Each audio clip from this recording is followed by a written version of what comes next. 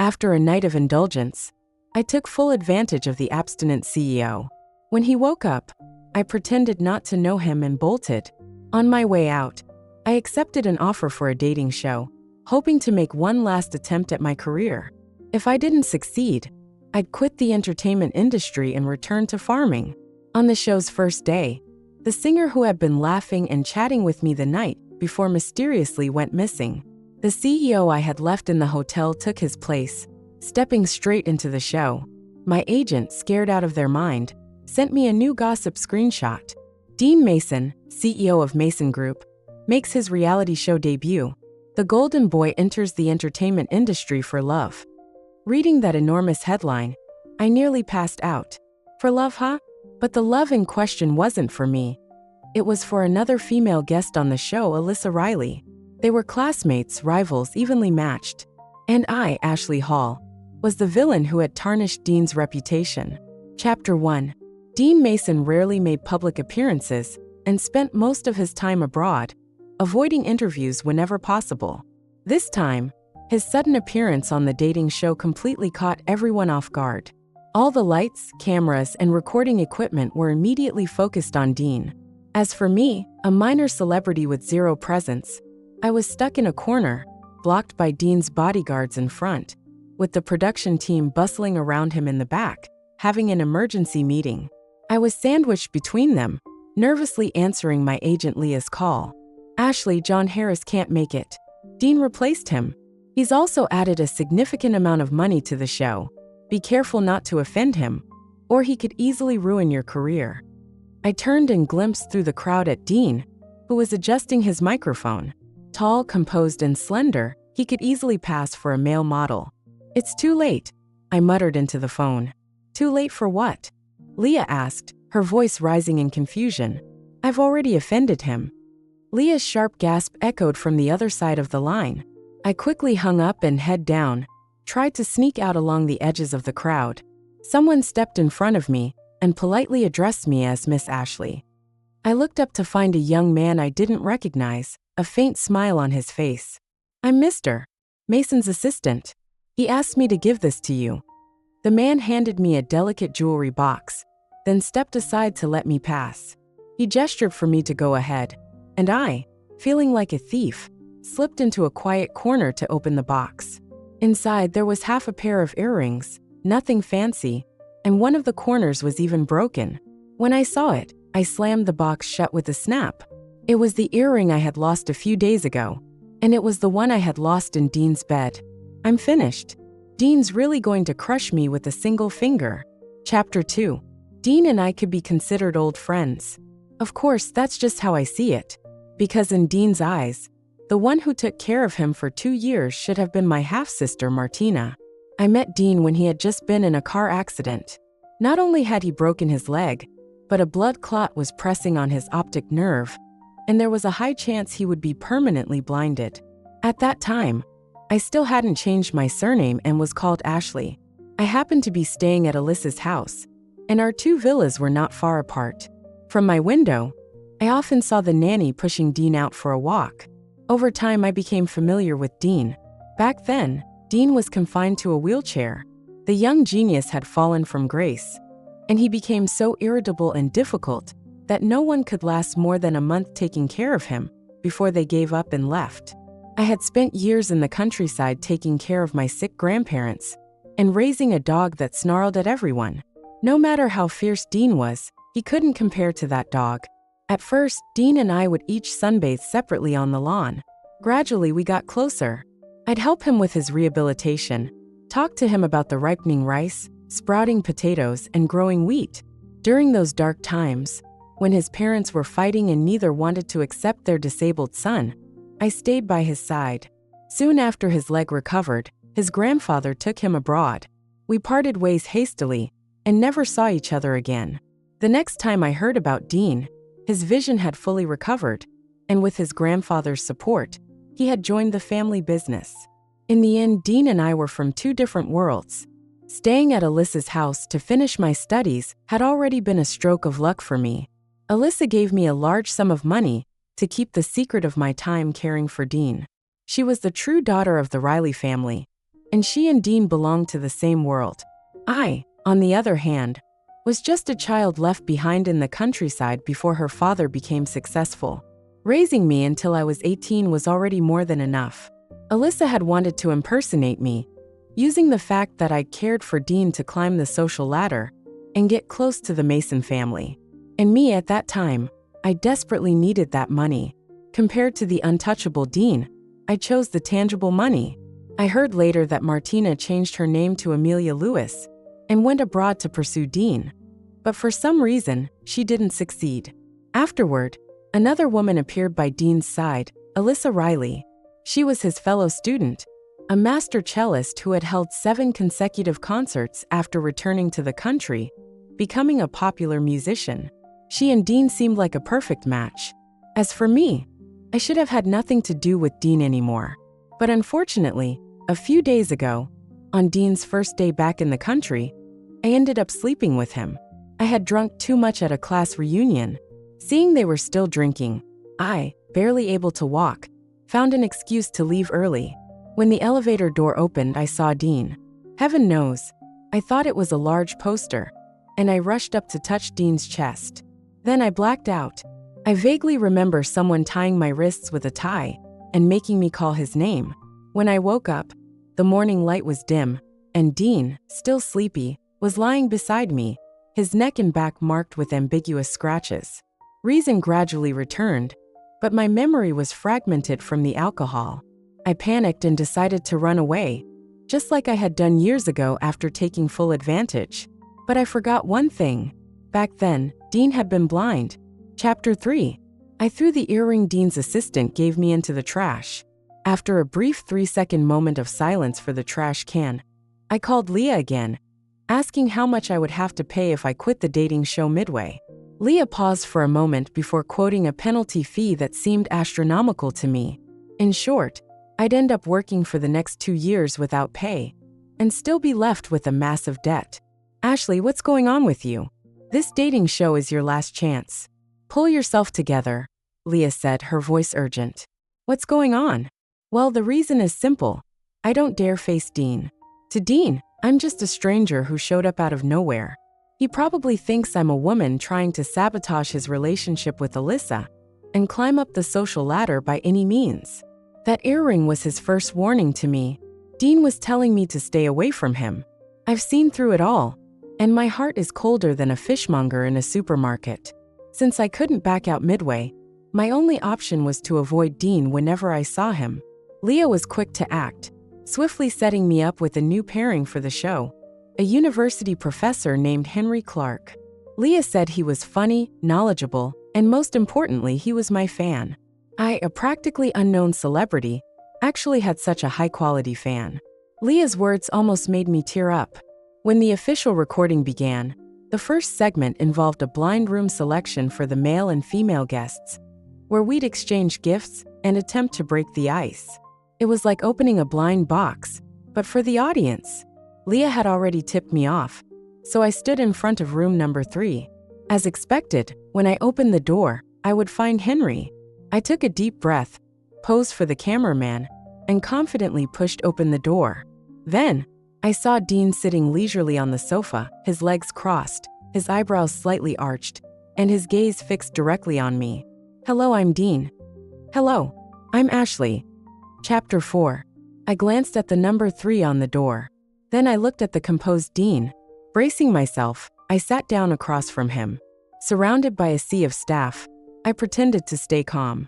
After exchanging a few polite words with Dean, as if we were strangers, I opened my gift box with a polite smile. Inside was a silk tie that I had specially chosen for Henry. Dean's gaze swept over the tie, then landed on my wrist. His obscure look made my heart tremble, but I couldn't show any reaction on camera. The tie wasn't really Dean's style, but he graciously thanked me and said he would treasure it. The word treasure carried an inexplicable ambiguity.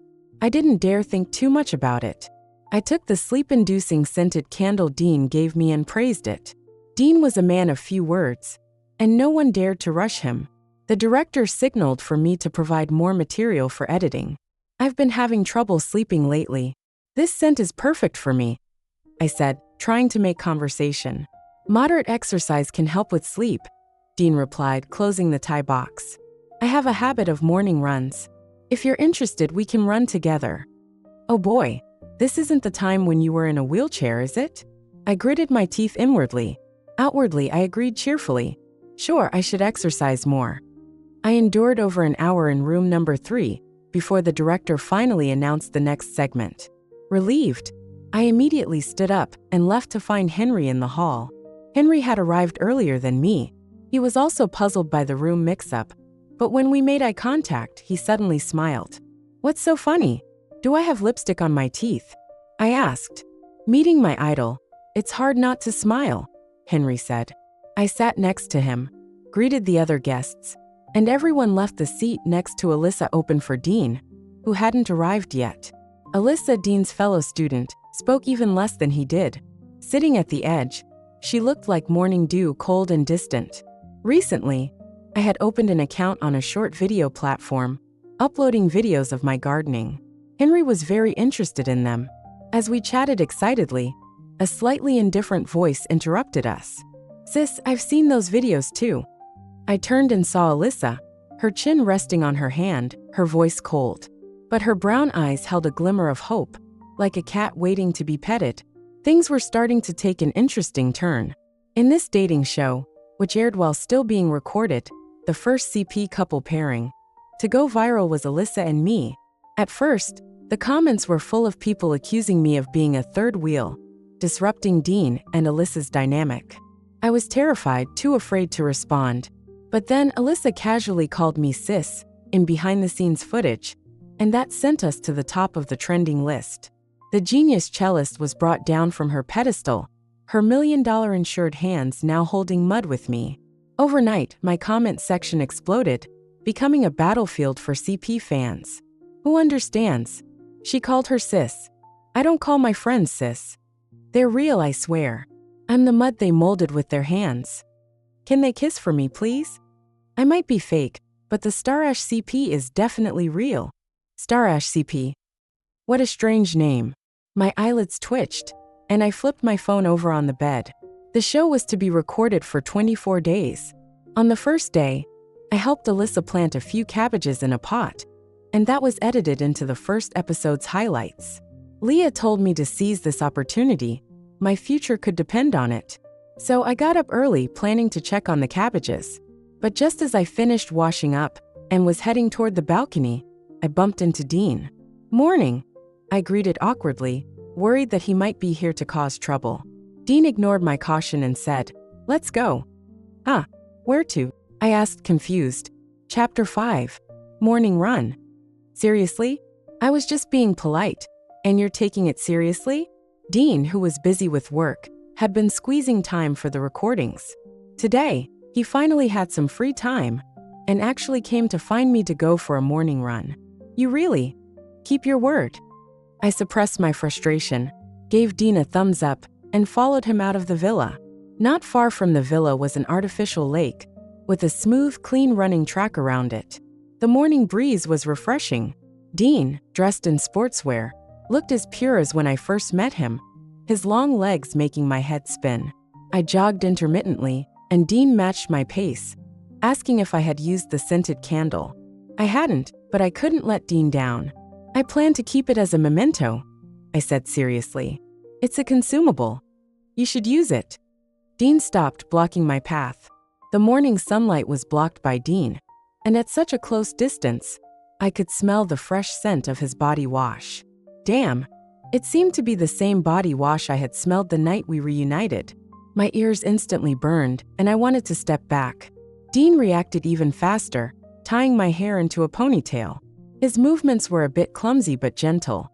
It's better to tie your hair when running. You carry hair ties with you? A CEO should be wearing a fancy watch, right? Personal habit. What a strange habit. What an unconventional CEO. He recognized me as the one who drunkenly pushed him down that night. Yet he could still get along with me so harmoniously. And from the past 3 days of recording, I noticed that Dean and Alyssa's relationship wasn't, as the rumors suggested, a perfect match. Whenever these two met, there was always awkward silence, and when they spoke, they bickered. Alyssa spoke slowly, her words coming out in fragments. Whenever we recorded cooking segments, I, the only one who could cook, would always find myself caught between Alyssa and Dean. I chopped vegetables, Alyssa handed me the knife. I stir-fried, Dean poured the oil. I sent a desperate look to Leah, who was visiting, and she quickly typed a string of words on her phone. My phone lit up with a message from Leah. Getting along well is more important than anything. I got distracted for a moment, and 2 drops of oil splashed onto my hand. Sis, rinse it. Alyssa pulled my hand under the faucet, while Dean missed his chance to grab it. As I wiped the water off my hand, Alyssa said to Dean, "Adding so much oil, you're in the way." Chapter 6. Fortunately, such bickering and friction wouldn't make it into the final cut. Thanks to this dating show, my gardening videos gradually gained more views, and the little cabbages Alyssa and I planted finally sprouted. The cameraman kindly filmed a close-up of the cabbages before turning to the guests as they selected their dates. In the mutual selection, under Dean's determined gaze, I wisely chose Henry, leaving Dean for Alyssa. But for some reason, when I got up to walk toward Henry, Dean's expression suddenly stiffened, and it looked like he clenched his back teeth. Henry flipped his card, and sure enough, it had my name written on it. Henry and I were sent to an art gallery where people came and went. Henry was eager, explaining every painting, every brushstroke, every color block as if he knew them by heart. I did my best to focus, trying to absorb the meanings behind the paintings, but it felt like I was tackling a difficult reading comprehension test. During a break in the recording, avoiding the cameras, Henry asked if I wasn't interested in art. "I don't get it," I answered honestly. "You don't get it? But didn't you play a painter?" Henry looked shocked. "That was just a script and a role. I only needed to memorize lines and act how the director wanted. I haven't seen much of the world. If this were a vegetable garden, I'd probably have something to talk about with you." In that instant, Henry's idealized view of me and his innocent crush both shattered with a pop. I apologized to Henry, who forced a smile, saying I acted well. I knew our story ended there. The visit to the gallery didn't create great results. Worse than Henry and me were Dean and Alyssa, who had been paired together by default. Everyone had thought this pairing would be a hit, but no spark was generated, and the editing team had to fill in with a long post-interview segment.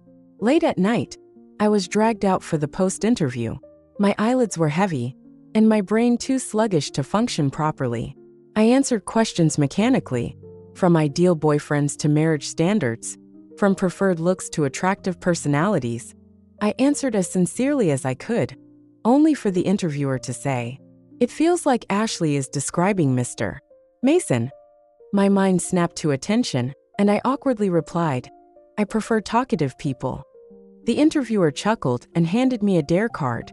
I randomly drew one, which instructed me to send 5 embarrassing photos from my youth to the production team for meme creation. Really? I'm still young, full of life. To finish the interview quickly, I agreed. Returning to my room, I started scrolling through my cloud storage for old photos. As I scrolled down, I opened a long-forgotten folder and immediately saw the only photo of Dean and me. Back then, Dean was still in a wheelchair, his vision not yet restored. I had pushed him to play snowball fights with a group of kids.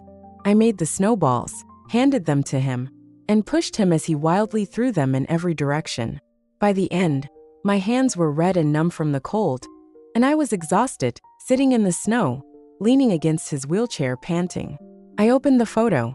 I was smiling brightly, and Dean had a small smile, even making a peace sign, though he had no idea where the camera was. I focused on Dean's hand, enlarging the photo. His long, clean fingers seemed almost devoid of warmth in the snow, and on his exposed wrist, there was a hair tie. In an instant, all my thoughts flashed together. I remembered something. I often lost hair ties, so I used to put the spare ones on Dean's wrist for convenience. So Dean's habit of wearing hair ties instead of a watch. Was that my doing? Nightfall was deepening, and I shook my head, trying not to overthink. I randomly picked a few less embarrassing photos and sent them to the production team. Sleepiness returned, and I was about to go back to bed when a soft knock came at the door. Grumbling, I went to open it, and Dean's shadow immediately loomed over me. "Mr. Mason." I felt a chill run down my spine. Dean's dark eyes, in the most casual tone, delivered the most startling words. "You said you like talkative people?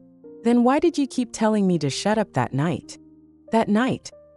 I opened and closed my mouth several times, finally forcing out a stiff, awkward smile. Misunderstanding.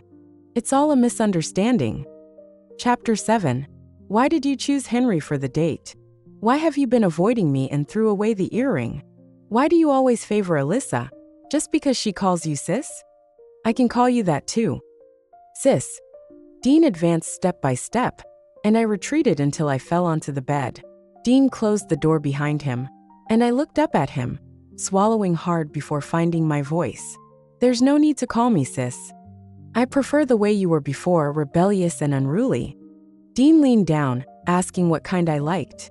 I pressed my hand against his chest, gritting my teeth, telling him the room had cameras, and though I had covered them, they would still record sound.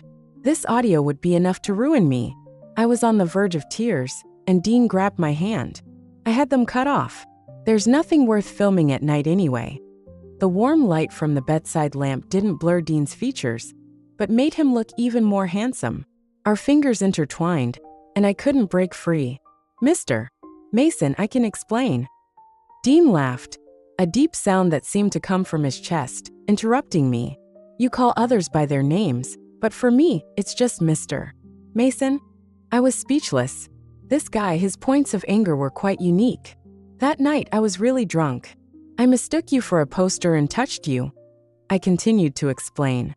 "And 4 years ago, were you drunk then? I remember we didn't drink that time." 4 years ago, I wasn't drunk. 4 years ago, it was a moment of passion. But when I woke up and saw the message from his grandfather urging him to go abroad, my thoughts became clear. Dean and I were like intersecting lines, briefly entangled at one point before parting ways. So I chose to run away. "Wait," Dean said. 4 years ago?" My eyes widened and I almost bit my tongue. Dean, enjoying my shocked expression, slowly said, "Ashley, this is the second time you've run away." Chapter 8. Dean spent a year abroad treating his eyes, and the rest of the time fighting for power in the Mason group against his father. Fortunately, with his grandfather's support and his own efforts, he gradually gained control. Shortly after Dean went abroad, I graduated from college. My grandparents' health deteriorated, and I was exhausted from balancing work and caring for them. Even with the money Alyssa gave me, I couldn't save my grandmother. Within 3 months, I lost both grandparents, becoming truly homeless. After the funerals, I changed my last name, dropping Riley and taking my grandfather's surname, becoming Ashley Megan, and moved to a distant city. On my birthday that year, I ordered a bowl of longevity noodles at a noodle shop, crying and hiccuping as I ate. Then a talent scout discovered me, saying I looked great on camera when crying, and I ended up signing with Leah by chance. At that time, Leah was a rookie agent, and we drank ourselves sick for a bit of resource, escaping the clutches of shady deals. Until Leah's second artist unexpectedly won an award, her value skyrocketed, leaving me still struggling on the fringes of the industry. Leah got busier, but never forgot our promise to stick together through thick and thin. This dating show was a resource she forced on me. Meeting Dean here was beyond our expectations. Now, with Dean pinning me to the bed, the cold and noble new CEO of Mason Group demanded an explanation.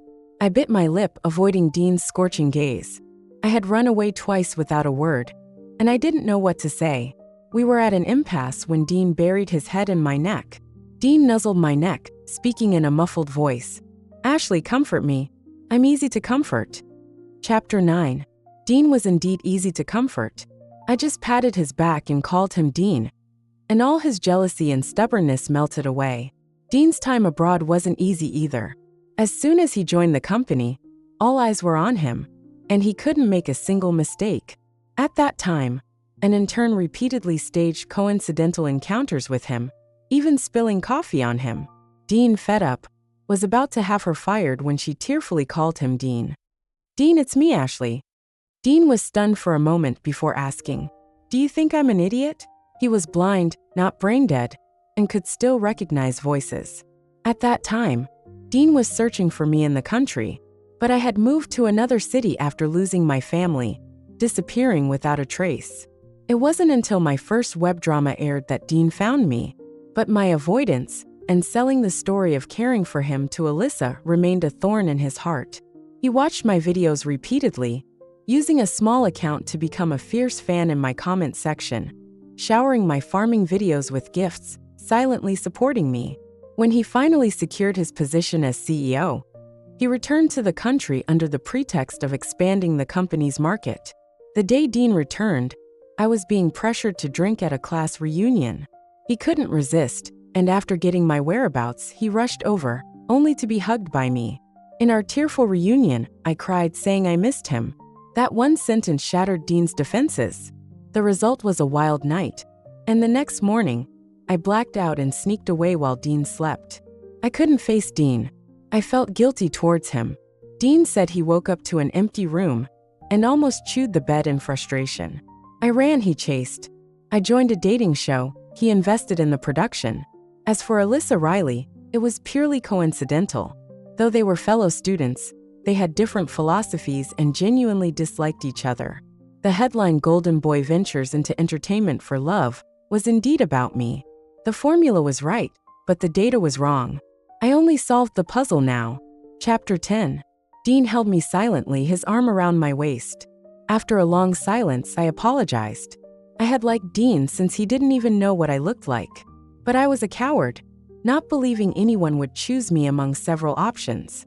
Just like my so-called father abandoned me for a happier family and a more beloved daughter, and my mother left without a word after giving birth, leaving me with my grandparents, never to return. I was always the one left behind. So I loved farming. The solid ground wouldn't deceive me. I grew up rolling in the mud, learning early to avoid hurt by running away. The only thing I didn't run from was caring for my grandparents. But in the end, I was the one who sent them off. Dean lightly bit my shoulder. At first, I almost resented you, but then I realized loving you was better. I couldn't go against my heart. Dean paused before continuing. Ashley, don't run anymore. I'll always choose you. I turned around, curling into Dean's arms, and said, okay. Before dawn, I sent Dean back to his room, fearing the scandal if he was seen leaving mine. After reconciling with Dean, our chemistry was undeniable, and we chose each other for the next 2 dates. The production team seemed to have planned it, sending us to an art exhibition for the second date. Faced with incomprehensible art, I was at a loss.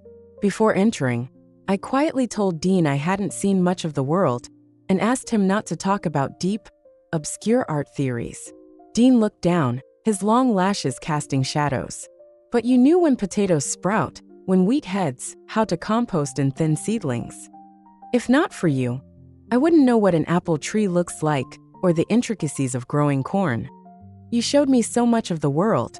Now let's go in together and see the world of artists, okay? Dean's words hit me deeply. The wind was chilly, and Dean squeezed my hand, putting it in his coat pocket, leading me into the gallery. Dean's words were recorded and made it into the preview, creating the highest ratings for the show. Leah's prediction came true. My comment section was flooded again, filled with, "You three should just live happily together. Why isn't a family of 3 a happy ending? Ashley, farming while starting a family?" Clearly the 3 referred to me, Alyssa and Dean. The CP I wanted to avoid became a chaotic mix. I gave up. The cabbages Alyssa and I planted grew well, becoming a timer for the show. The cabbage leaves grew larger, and after recording, I occasionally checked for pests, with Alyssa quietly watching. She still spoke little, but after I finished checking, she called me sis. "What's wrong? When the show ends, we'll part ways. You can still contact me after the show." Alyssa shook her head. "Sis, I was wrong. You're not like her." "Who?" "Dean." Alyssa leaned in and whispered a long sentence. It was the first time she spoke so much. Chapter 11. The 24-day recording finally came to an end. I harvested the cabbages and made soup. On the last night, after a long confession session with all 10 guests, we exchanged farewell gifts under the crew's watchful eyes. This time, we could choose who to give our gifts to. Having messed up with the tie last time, I chose Dean. A thick photo album, recording every moment with him. As expected, Dean's lips curved as he opened the cover. The first page was a photo from our snowball fight. Dean's fingers brushed the photo before closing the album. I waited for him to give me a gift, but he did nothing. Seeing my confusion, Dean sighed. I already gave you the gift. Lies, blatant lies. When did you give it to me? I asked. Dean raised an eyebrow, went to my room, and retrieved the scented candle he gave me on the first day. The candle, still intact, was lit, and as the wax melted, a ring appeared. I put it on top, fearing you wouldn't find it, but you never used it. Dean cleaned the ring and slipped it onto my finger. Though the show is over, I want to be with you forever. I loved the crew's reaction. Huh. Amidst the chorus of huh, I covered my mouth in shock. Great, we had plenty of material now. After the final post-interview, I received a call from Leah.